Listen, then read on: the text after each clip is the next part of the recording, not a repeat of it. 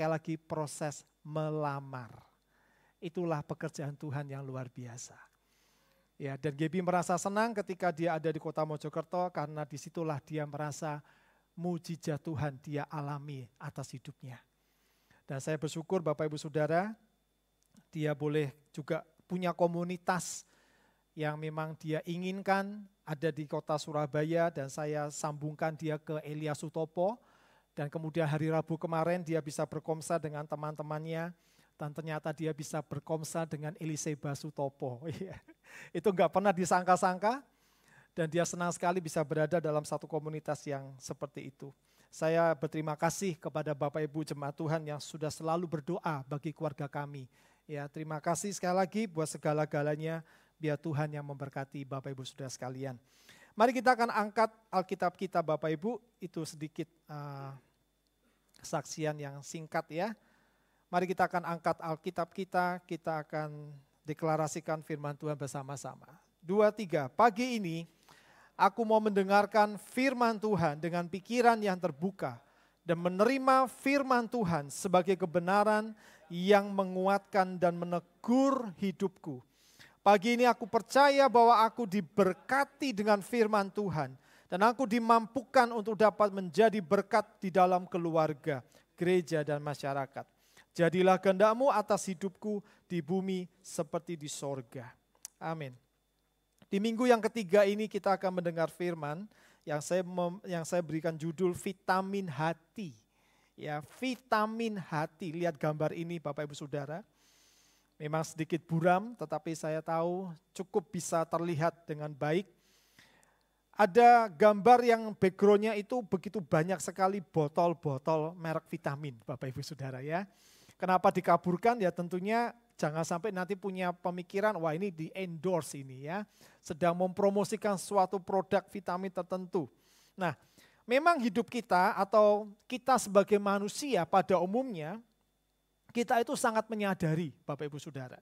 Bahkan Alkitab sudah berkata di dalam surat 2 Korintus 4 ayat yang ke-16. Manusia lahiriah kita semakin hari itu semakin merosot. Makanya setiap kali kalau kita berulang tahun, maka umur kita makin bertambah. Seiring dengan umur kita yang makin bertambah, maka kita menyadari kita ini semakin tua. Bulan ini saja saya udah akan memasuki umur 51 tahun Bapak Ibu Saudara. Enggak muda lagi saya. Sekalipun orang masih berkata saya masih muda, ya puji Tuhan. Tapi saya merasa diri saya udah enggak muda lagi. Karena saya sudah setengah abad. Itu artinya apa? Saya tahu bahwa tubuh saya ini membutuhkan yang namanya asupan-asupan selain makanan yang sehat, juga ada yang namanya vitamin. Puji Tuhan anak saya yang laki, tiba-tiba dia WA kepada kami. Dia menceritakan bahwa dia sudah membeli vitamin 2. Yang satu vitamin C, yang satu multivitamin. Lalu dia berkata, "Pah, Mah, aku juga belikan buat papa mama vitamin." Wah, coba saudara, saya enggak pernah minta. Tapi dia bilang, aku mau belikan buat papa mama juga vitamin. Apa nak vitamin? Buat jantung. Loh kok bisa tahu ya, kalau sudah makin tua itu butuh vitamin buat jantung kok ya bisa tahu. Dia bilang, aku ingin papa mama tetap sehat. Wah, saya senang ya Bapak Ibu. Saya kemudian searching ini di internet. Merek vitamin itu yang dia mau belikan buat saya, ada vitamin yang buat jantung. Lalu saya kemudian cek, wah ini yang terbaik nih, tapi ini yang paling mahal ternyata. Saya enggak bilang sama anak saya yang laki itu, supaya tolong dong belikan yang ini yang paling mahal, enggak. Saya cuma diem aja. Wong dia mau belikan saya vitamin, ya puji Tuhan saya cuma diem aja. Tahu tiba-tiba Bapak Ibu Saudara ketika dia sudah check out vitamin itu, dia beri kabar kepada kami, "Pak, aku belikan vitamin ini." Wah, saya senang karena apa? Yang saya mau ternyata dia tahu. Dia membelikan saya vitamin yang paling mahal dari sebuah merek tertentu itu. Nah, coba Bapak Ibu Saudara. Memang tubuh kita ini butuh yang namanya vitamin. Ya. Karena itu kita sekarang akan melihat bahwa Tuhan itu sebenarnya dari kitab Amsal 15 ayat 13, berkata demikian. Coba kita mau baca ya. Hati yang gembira membuat muka berseri-seri. Tetapi kepedihan hati mematahkan apa? Semangat. Kenapa saya memberikan judul hari ini vitamin hati? Karena saya ingin hati saya dan hati Bapak Ibu Saudara itu selalu bergembira. Walaupun kita menghadapi masa-masa yang sukar. Saya ingin melihat, Bapak Ibu juga tentunya ingin melihat diri saya, mukanya berseri-seri. Mukanya penuh dengan semangat.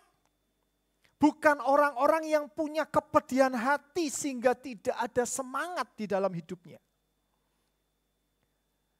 Itu yang Tuhan mau agar setiap kita itu memiliki semangat di dalam diri kita. Kalau tubuh kita saja membutuhkan vitamin agar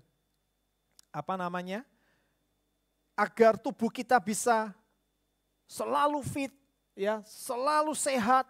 Karena tubuh kita itu kalau Bapak Ibu bekerja dengan keras tentunya capek ya tubuh ini ya. Dan tubuh yang capek ini butuh asupan vitamin yang baik. Mungkin dari Anda tidur yang cukup, mungkin dari Bapak Ibu Saudara makan yang sehat, atau ditambah dengan suplemen yang lain. Itu semua untuk menunjang yang namanya tubuh kita agar makin sehat, makin fit. Jadi kalau kita mau tahu apa itu vitamin, vitamin adalah nutrisi tambahan yang diperlukan buat tubuh kita untuk bisa membuat tubuh kita makin segar, makin kuat, makin fit. Nah, kalau tubuh saja perlu vitamin, maka saya berkata hati kita sebagai pusat dari jiwa ini juga membutuhkan yang namanya vitamin. Agar apa? Supaya jiwa kita itu baik-baik saja. Coba, jiwa yang baik-baik saja, jiwa yang sejahtera, itu memang tidak kelihatan karena di dalam. Tapi itu bisa terpancar dari raut wajah kita. Dari wajah kita yang berseri-seri. Coba kita baca ya, 3 Yohanes 1 ayat yang kedua. Nanti kita akan banyak melihat dari surat 3 Yohanes ini. Karena itu saya ajak Bapak Ibu untuk membukanya saja. Membuka bersama-sama dari Alkitab ini. 3 Yohanes 1 ayat yang kedua. Cuma ada 1 pasal. Firman Tuhan berkata apa? Saudaraku yang kekasih, aku berdoa semoga engkau baik-baik dan sehat-sehat saja dalam segala sesuatu. Ini bicara tentang hal yang jasmani. Ini bicara tentang kondisi tubuh, kondisi fisik. Sama seperti apa Bapak Ibu? Jiwamu baik-baik saja. Yohanes berkata kepada siapa? Kalau Bapak Ibu baca di ayat pertama, dikatakan dari penatua kepada Gaius yang kekasih, yang kukasihi dalam kebenaran.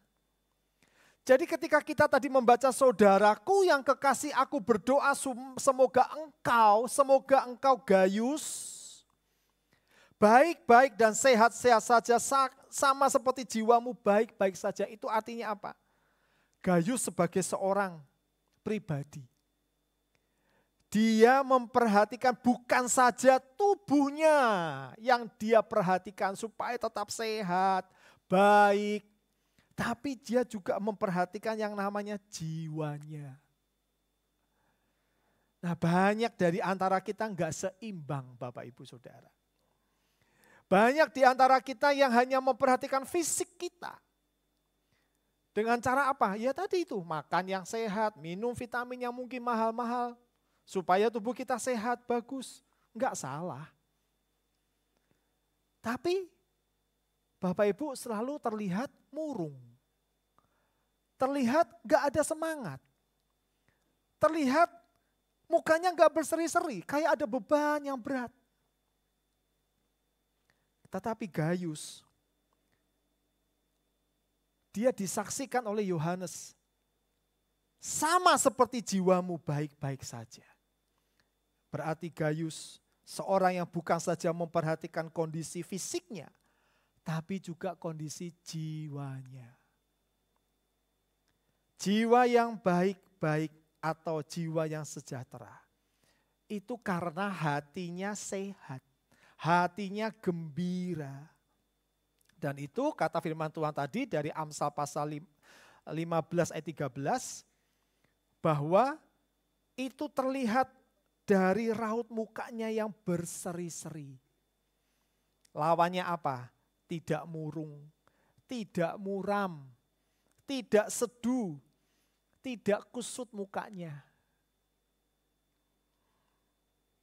Nanti dicek ya di rumah, muka saudara itu kusut atau enggak. Nanti coba di rumah dicek lagi, apakah muka Bapak Ibu itu berseri-seri atau justru murung. Sudah pulang dari gereja masih murung. Datang ke gereja murung, pulang masih murung. Datang ke gereja seduh, pulang masih seduh. Ada apa dengan jiwa Bapak Ibu? Kalau Gayus jiwanya baik-baik saja, hatinya sehat, apakah kita dapat seperti Gayus? Itu pertanyaannya. Halo Bapak Ibu, kira-kira kita bisa enggak seperti Gayus? Bukan Gayus Tambunan ya. Tapi Gayus yang ada dalam Alkitab. Siapa yang percaya kalau saya pun bisa seperti Gayus? Halo? Benar enggak Bapak Ibu? Kalau Gayus aja jiwanya bisa sehat, kenapa saya enggak bisa seperti Gayus? Memang kita ini semua masih ada dalam dunia. Minggu lalu Pak Budi bilang, dunia itu gudang derita. Mau tahu isinya apa? Ini Bapak Ibu Saudara, Wahyu 21 ayat 4.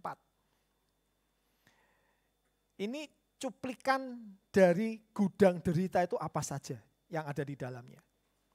Wahyu 21 ayat 4 berkata begini, dan ia akan menghapus segala air mata dari mata mereka.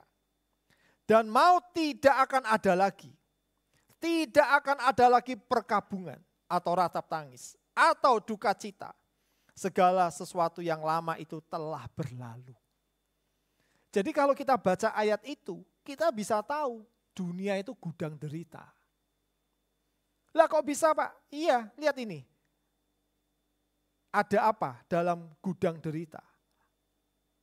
Ada perkabungan. Ada ratap tangis atau duka cita. Di mana-mana tempat selalu ada orang yang menangis. Di mana-mana tempat selalu ada orang yang berduka cita. Dunia tempatnya air mata. Bapak Ibu Saudara, kalau ada banyak alasan untuk seseorang bisa bersedih di dalam dunia ini. Mungkin satu kali saya akan bertanya, kenapa kok Bapak Ibu sedih? Pak, karena ini, karena itu, karena ini, itu. Banyak alasan. Disebutkan satu-satu, wah bisa. Lalu saya bilang, iya ya, masuk akal ya. Karena alasan itu, alasan ini. Iya memang Bapak Ibu berduka cita. Tapi saya berkata, kalau ada banyak alasan untuk bersedih di dalam dunia ini. Dengar Bapak Ibu, saya juga ingin Bapak Ibu punya banyak alasan untuk bisa bergembira walau masih ada dalam dunia ini. Kita harus seimbang Bapak Ibu Saudara. Jangan mau terus diintimidasi. Terus kayak ditekan oleh masalah. Terus ditekan oleh persoalan hidup sehingga kita nggak bisa gembira. Rugi.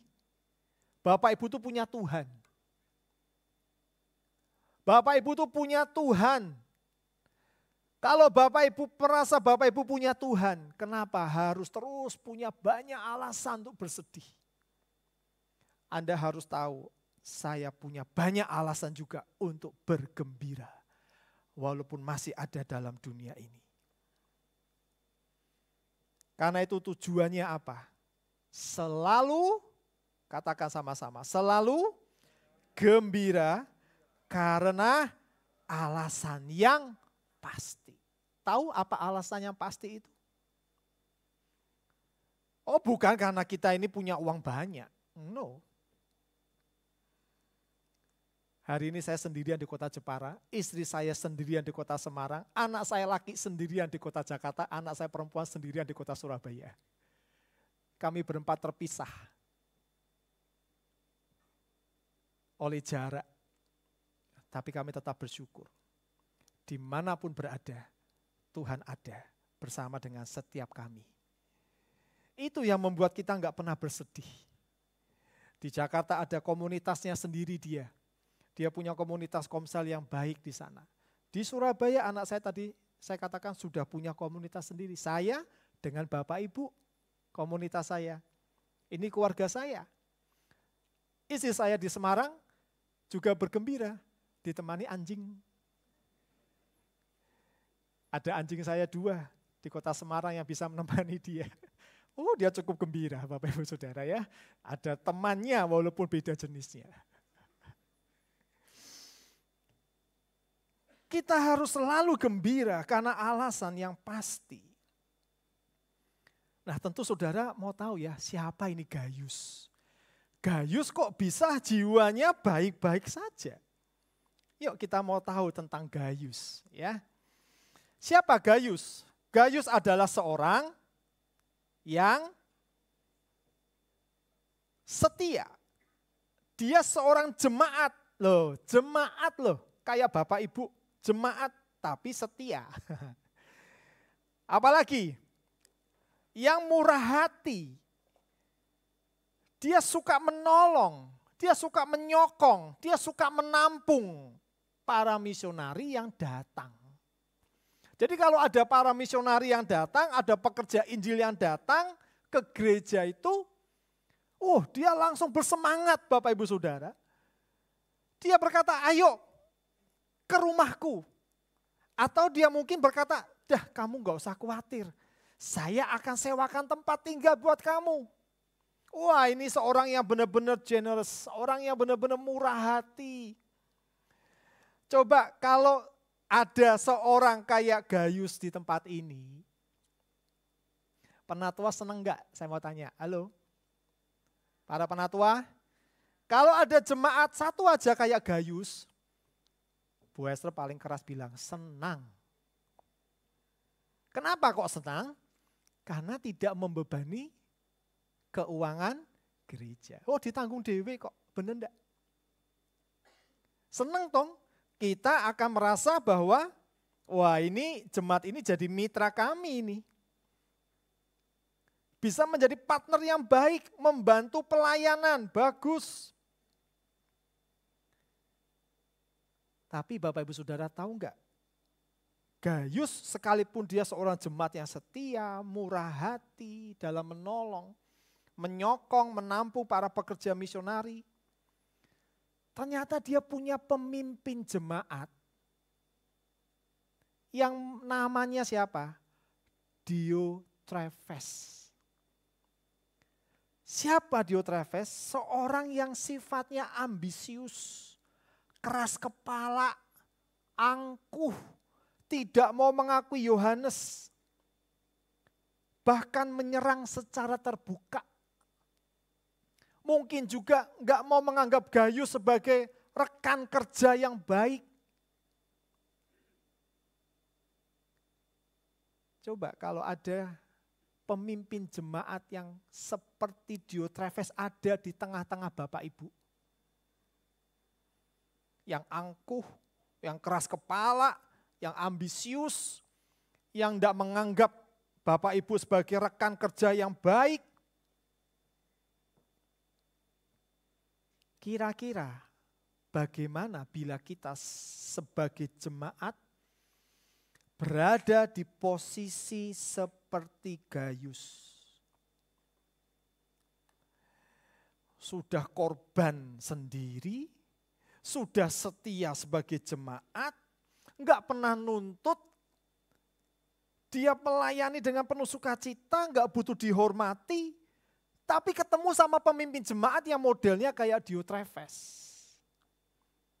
Sombong, keras kepala, kepala batu mungkin ya. Enggak bisa kerjasama dengan baik. Coba kalau Bapak Ibu Saudara di posisi seperti Gayus sebagai jemaat. Saya percaya Bapak Ibu akan menghubungi Pastor Budi dan berkata, Pak Budi, ini ibadah saya yang terakhir. Minggu depan saya mau ke gereja lain. Pak Budi bilang apa? Mbok ojo ngono. Sing sabar, Pak. Bu, sing sabar. Wes lah Pastor Budi cukup. Mangan ati wae. Tiap hari aku makan ati lihat pemimpin seperti itu. Saudara, coba kalau pernah enggak kita membaca surat 3 Yohanes? Siapa yang pernah membaca surat 3 Yohanes angkat tangan? Nemu enggak kalimat yang berkata, dan Gayus mengundurkan diri sebagai jemaat di sana?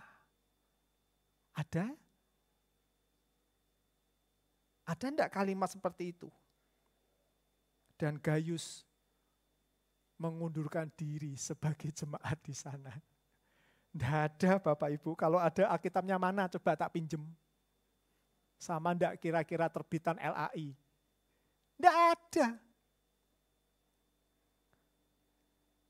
Kita tidak membaca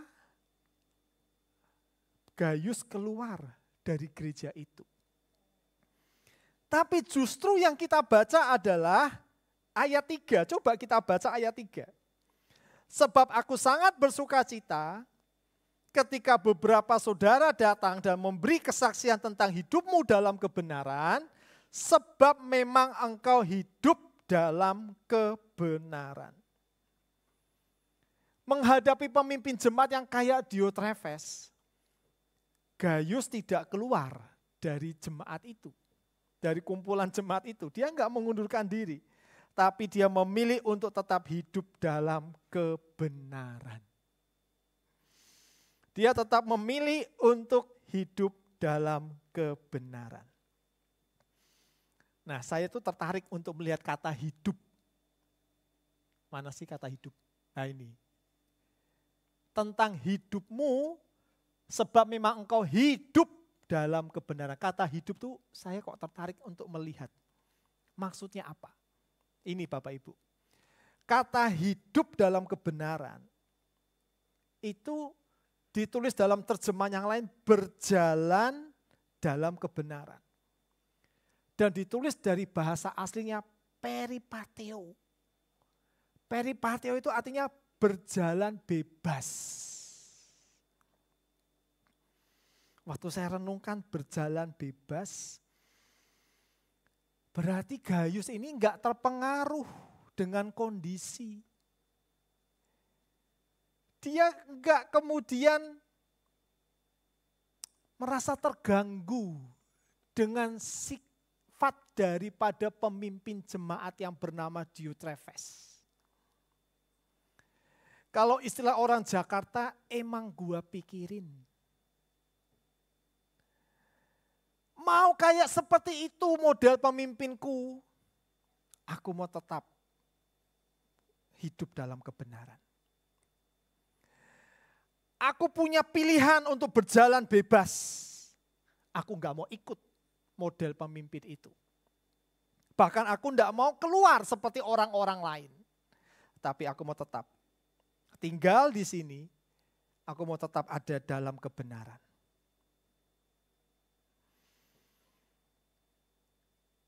Ya, itu yang dilakukan oleh Gayus. Jadi karena Gayus memilih untuk hidup dalam kebenaran, dia tidak terpengaruh oleh model gaya Diotrefes itu, jiwanya tetap bersemangat. Jiwanya tetap gembira, enggak patah semangat.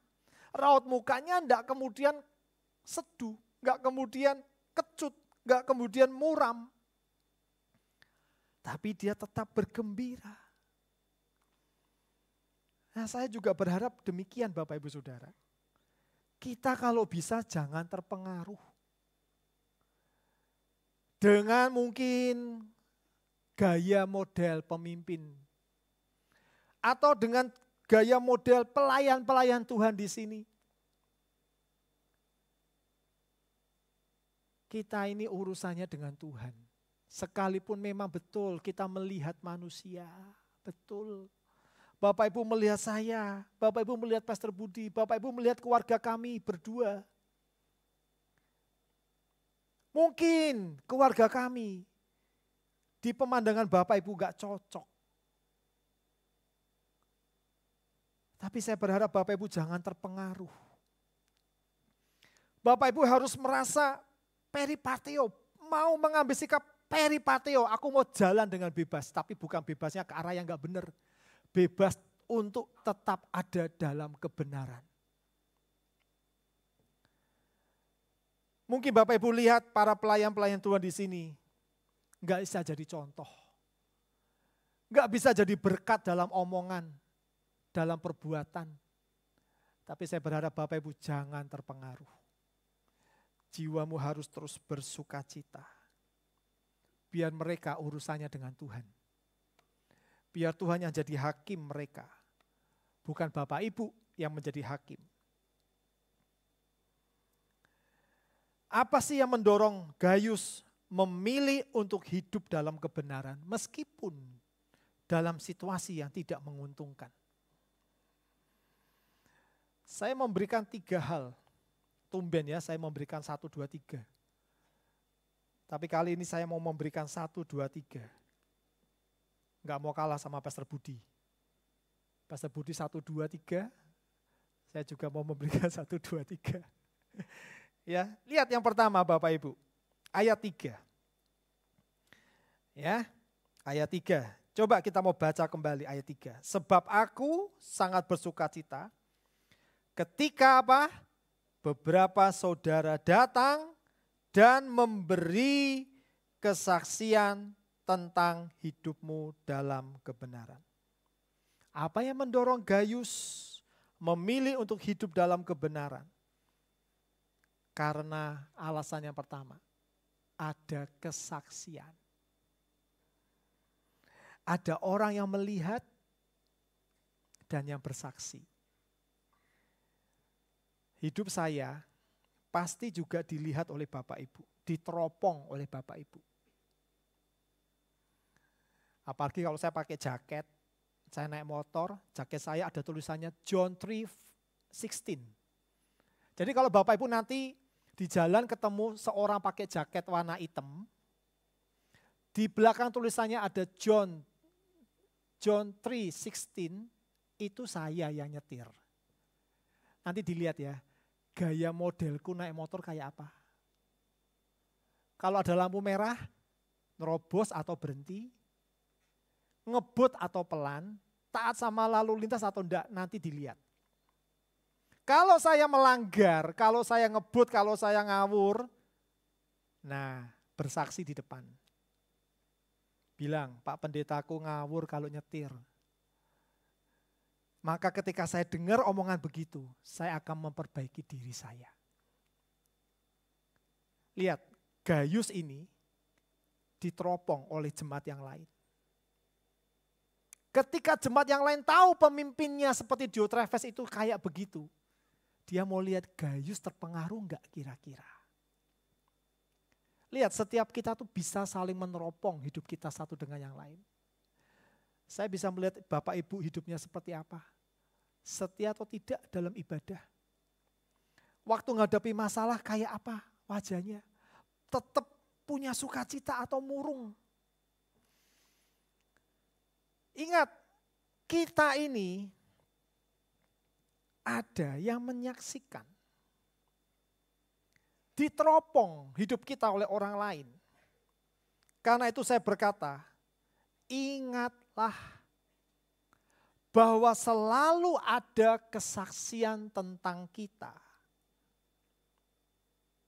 Dan itu membawa nama Tuhan, nama gereja, dan nama keluarga dimasyurkan atau dipermalukan. Ingat itu Bapak Ibu. Saya mungkin nggak lihat Bapak Ibu Saudara hidupnya seperti apa. Bapak Ibu juga nggak lihat hidup saya seperti apa di kota Semarang. Tapi karena saya tahu, Bapak Ibu juga tahu, hidup kita selalu ada yang menyaksikan, yang melihat, yang meneropong. Maka biarlah kita membawa nama Tuhan, nama gereja, dan nama keluarga kita baik. Saya tidak ingin nama gereja kita rusak gara-gara ada orang yang melaporkan bahwa jemaat di tempat ini hidupnya ngawur. Lalu disebut anggota gereja ndi? Anggota gereja GBTKAU. Sopo pendetone? Pendetone Pak Franky. Sopo wakile? Pastor Budi. Pantes. Waduh, nek wis ngomong gitu. Aduh, Bapak Ibu. Itu menyedihkan. Berarti orang itu enggak tahu bahwa hidupnya selalu disaksikan oleh orang banyak. Itu yang pertama ya, saya cepat saja. Yang kedua, ayat yang kelima. Yuk kita baca ayat yang kelima. Saudaraku yang kekasih, engkau bertindak sebagai orang percaya, di mana engkau berbuat segala sesuatu untuk saudara-saudara, meskipun mereka adalah orang-orang asing. Alasan yang kedua, kenapa Gayus dia bisa terus punya jiwa yang bersuka cita? Karena tadi kita udah tahu, karena ada kesaksian. Ada orang yang melihat hidup Gayus. Tapi yang kedua, karena Gayus disebut sebagai orang percaya. Sebagai orang percaya, Gayus tahu apa yang seharusnya dilakukan. Saya juga berharap Bapak Ibu tahu, sebagai orang percaya Bapak Ibu tahu apa yang harus Bapak Ibu lakukan. Yaitu melakukan apa yang baik dan yang benar. Seperti ayat ini berkata, engkau bertindak sebagai orang percaya. Bahkan ayat yang ke-6 bagian B dikatakan, baik benar perbuatanmu. Jadi tindakan sebagai orang percaya adalah melakukan yang baik dan yang benar. Nah, kalau saya tanya kepada Bapak Ibu, siapa di sini yang bukan orang percaya? Enggak ada yang angkat tangan. Semua pasti akan berkata, saya orang percaya. Kalau Bapak Ibu orang percaya, perbuatan Bapak Ibu, perbuatan saya, itu harus baik dan benar. Titik, enggak ada yang lain. Ya, karena itu saya berkata begini, ingatlah bahwa sebagai orang percaya, seharusnya bertindak sebagai orang percaya. Jangan ngakunya orang percaya, tindakannya kayak orang gak percaya. Tapi kalau Bapak Ibu berkata saya orang percaya, saya harus bertindak sebagai orang percaya. Apa itu? Jadi berkat. Lakukan yang baik dan lakukan yang benar. Yang ketiga, ayat 11. Yuk kita baca ayat 11. Saudaraku yang kekasih, janganlah meniru yang jahat, melainkan yang baik. Barang siapa berbuat baik, ia berasal dari Allah, tetapi barang siapa berbuat jahat, ia tidak pernah melihat Allah. Yang ketiga, apa yang mendorong Gayus? Karena natur ilahi.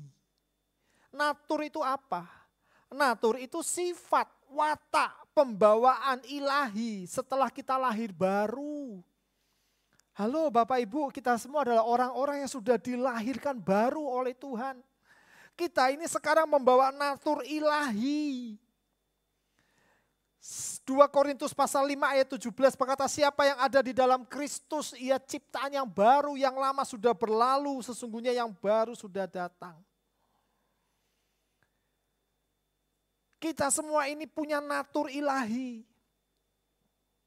Karena itu kalau Bapak Ibu Saudara membaca di ayat yang ke-11 tadi dikatakan, saudaraku yang kekasih, janganlah meniru yang jahat, tapi tirulah yang baik. Barang siapa berbuat baik, ia berasal dari Allah. Ia naturnya dari Allah kalau dia berbuat baik. Tapi kalau ia berbuat jahat, ia tidak pernah melihat Allah. Jadi apa artinya? Kalau masih ada orang percaya yang masih berbuat jahat, maka ia bukanlah orang yang ada di dalam Kristus. Ingat ya Bapak Ibu, kalau Bapak Ibu masih berbuat jahat terus, jangan klaim dirimu orang yang ada di dalam Kristus. Orang yang di dalam Kristus naturnya baik. Naturnya enggak pernah berbuat apa yang jahat. Karena itu ingatlah. Sama-sama kita baca bahwa sebagai orang percaya, natur kita adalah melakukan apa yang baik dan bukan yang jahat. Kalau 3 alasan ini ada pada Gayus, dia hidup dalam kebenaran, karena ada kesaksian. Yang kedua apa tadi? Dia bertindak sebagai orang percaya. Yang ketiga, karena natur ilahi yang dia pegang terus dalam hidupnya. Dia enggak mau terpengaruh dengan apapun juga. Mau situasi seperti apa, dia enggak pernah terpengaruh. Karena dia ingin menunjukkan dirinya itu sebagai orang yang percaya. Pagi ini Bapak Ibu Saudara, saya ingin kita semua mengerti. Jangan kita pulang dengan hati yang masih sama waktu kita datang. Tapi biar kita pulang dengan membawa hati yang penuh dengan sukacita. Karena kita tahu Tuhan ingin kita seperti demikian. Mari kita akan nyanyikan lagu Serupa Denganmu.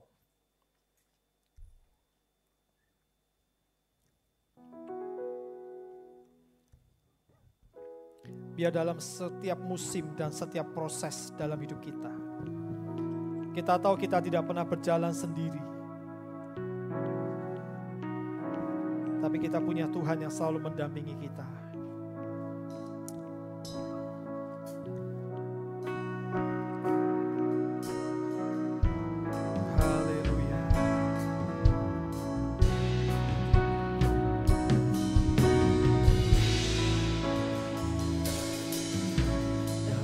Setiap musim, dalam setiap proses, tak pernah ku jalan sendiri. Dalam pergumulan, dalam kemenangan, Engkau Yesus yang besertaku. Tuhanku yang turut bekerja di dalam segala perkara hidupku. Kau datangkan semua kebaikan, Kau jadikan serupa denganku.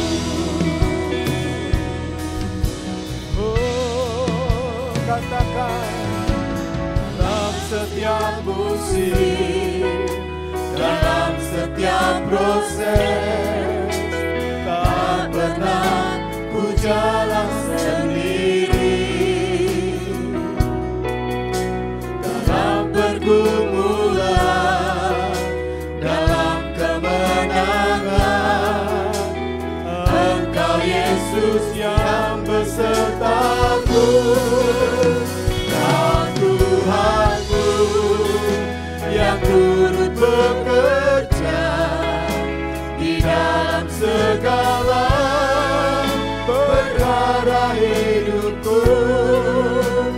Kau nyatakan semua kebaikan, Kau jadikan serupa denganmu. Mari semua kita merenungkan firman Tuhan pagi ini di dalam hidup setiap kita masing-masing. Adakah sampai hari ini kita masih punya semangat di dalam hati kita? Sekalipun kita menghadapi masa-masa yang tidak mudah. Mungkin engkau terbentur dengan kelakuan pemimpin-pemimpinmu di tempat ini. Mungkin kau terbentur dengan kelakuan para pelayan-pelayan Tuhan di tempat ini. Dan itu membuat engkau tidak lagi punya semangat. Tapi dengar, Gayus, dia tidak mau terpengaruh. Dia ingin tetap menjadi kesaksian yang baik bagi semua orang yang melihat hidupnya. Sekalipun dia bisa dikecewakan oleh kelakuan Diotrefes. Sekalipun mungkin dia bisa memilih untuk mundur dari gereja. Tapi dia tetap bertahan. Karena dia mau bertindak sebagai orang yang percaya. Dan karena dia tahu natur ilahinya adalah melakukan apa yang baik. Bukan membalas. Pagi ini Bapak Ibu Saudara, jangan pernah engkau terpengaruh. Engkau harus mengambil sikap untuk berjalan dalam kebenaran. Biar hadapkan dirimu secara pribadi kepada Tuhan. Jangan pandang orang lain. Engkau harus punya satu prinsip. Aku tetap harus punya hati yang gembira. Aku tidak mau terpengaruh. Aku mau tetap bergembira, bersukacita. Kau Tuhanku yang turut bekerja di dalam segala perkara hidupku. Kau datangkan semua kebaikan. Kau jadikan. Mari berdiri bersama-sama. Serupa dengan Kau Tuhanku. Kau Tuhanku yang turut bekerja di dalam segala perkara hidupku. Kau datangkan semua kebaikan. Kau jadikan serupa denganku. Kau jadikan serupa denganku. Kau jadikan serupa denganku. Terima kasih Tuhan. Engkau mengingatkan kami pagi ini bahwa kami adalah orang-orang yang sudah dilahirkan kembali. Kami punya natur ilahi, kami punya pembawaan ilahi yang datangnya daripada Tuhan. Ya, segala hal yang kami hadapi dalam hidup ini, baik itu permasalahan-permasalahan di pekerjaan, di lingkungan, bahkan di dalam gereja sendiri. Biar kami selalu tahu bahwa kami mau bertindak sebagai orang yang percaya. Dan karena kami juga tahu bahwa hidup kami selalu dilihat oleh orang lain. Biar kami menjadi kesaksian yang baik. Biar orang lain diberkati karena sikap pilihan hidup kami sebagai orang yang percaya. Terima kasih Tuhan, terima kasih. Biar hati kami terus bersuka cita, bergembira karena alasan yang pasti. Berkati umat-Mu yang sudah menerima firman-Mu, tanamkan dalam diri mereka. Mari Bapak Ibu kita akan angkat persembahan kita. Inilah persembahan kami Tuhan yang sebentar akan kami berikan kepada Tuhan.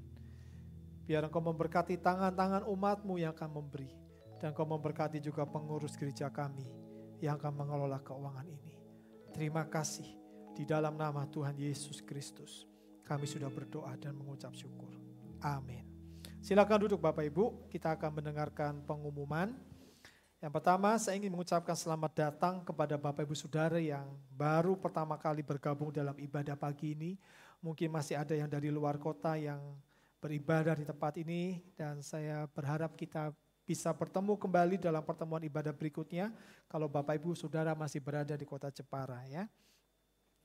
Sebentar jam 10 pagi akan kembali diadakan ibadah akikah, jadi ingatkan anak-anak Bapak Ibu untuk tetap hadir bersama-sama dalam ibadah akikah hari ini jam 10 pagi. Besok Senin jam 6 sore di tempat ini akan ada ibadah BKSAG wanita.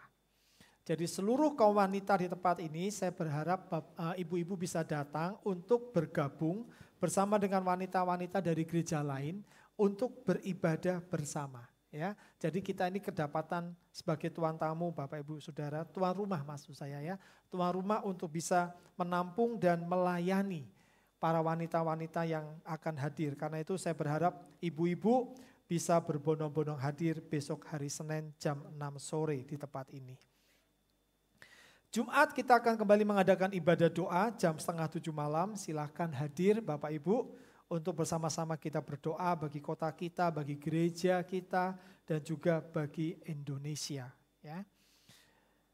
Hari Sabtunya jam 5 sore ibadah youth akan kembali diadakan di tempat ini. Nah, Bapak Ibu Saudara, gereja kita itu akan ikut dalam lomba vokal group yang diadakan oleh LPPD. Ya, LPPD itu singkatannya Lembaga Pengembangan Pesparawi Daerah. Ya, Lembaga Pengembangan Pesparawi Daerah. Apa itu Pesparawi? Pesparawi adalah singkatan Pesta Paduan Suara Gerejawi, kalau nggak salah ya. Jadi kegiatan ini akan diadakan di bulan Juni tahun ini di kota Wonogiri. Dan gereja kita itu akan ikut dalam satu lomba vokal group. Ada 11 pemuda remaja kita yang akan bergabung ya dalam lomba tersebut. Jadi saya minta Bapak Ibu Saudara kalau berdoa ingat, dukunglah dalam doa. Kalau ada berkat lebih bisa Bapak Ibu salurkan kepada Ibu Esther atau Pak Muji dan diberikan sebuah kalimat untuk LPPD. Karena juga ini pasti membutuhkan biaya Bapak Ibu Saudara. Karena untuk membuat seragam, untuk biaya perjalanan, untuk latihan-latihan yang akan kita adakan itu semua membutuhkan biaya. Karena itu kalau Bapak Ibu terbeban untuk memberkati kegiatan LPPD ini buat gereja kita ya, buat para peserta kita 11 orang itu Bapak Ibu bisa nanti menyalurkan berkatnya kepada Ibu Esther atau juga kepada Pak Muji ya. Tapi kalau ingin tahu tentang LPPD nanti bisa menghubungi Pak Lastiko dan Pastor Budi Utomo. Oke, berikutnya. Oke, tidak ada yang lain, mari kita akan berdiri bersama-sama. Kita akan berdoa untuk anak-anak kelas 6 SD besok akan menghadapi ujian. Ada di antara mereka yang hadir pagi ini? Enggak ada. Kalau ada nanti bisa maju ke depan. Enggak ada ya? Oh enggak ada, oke kita akan doakan saja buat mereka. Mari kita akan berdoa. Terima kasih Tuhan buat ibadah yang sudah berlangsung dari awal sampai akhirnya. Sebelum kami pulang, kami mendoakan untuk anak-anak kami yang duduk di bangku sekolah dasar kelas 6. Yang besok Senin akan menghadapi ujian. Kami minta berkat-Mu atas setiap mereka. Berikan hikmat, akal budi, kesehatan, kekuatan, dan biarlah mereka boleh antusias untuk belajar, mempersiapkan diri mereka dengan baik, sehingga mereka boleh mengerjakan semua soal-soal ujian dengan pertolongan daripada Tuhan. Berikan kejujuran di dalam setiap hidup mereka. Terima kasih, kami berdoa buat kota kami Jepara, kami doakan untuk pemerintahan kami doakan untuk seluruh jemaat Tuhan yang mungkin sedang sakit, Tuhan jamah, Tuhan pulihkan, sembuhkan. Bagi yang sedang dalam pergumulan apapun bentuk daripada pergumulan mereka, kiranya Engkau akan memberikan jalan keluar kepada mereka semuanya. Dan sekarang Bapak Ibu pulanglah dengan membawa berkat dari Allah Bapa kita yang ada di sorga.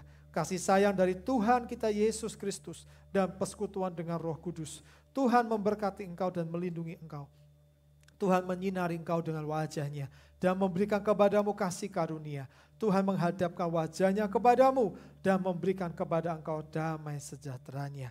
terimalah berkat ini di dalam nama Tuhan Yesus Kristus. Amin.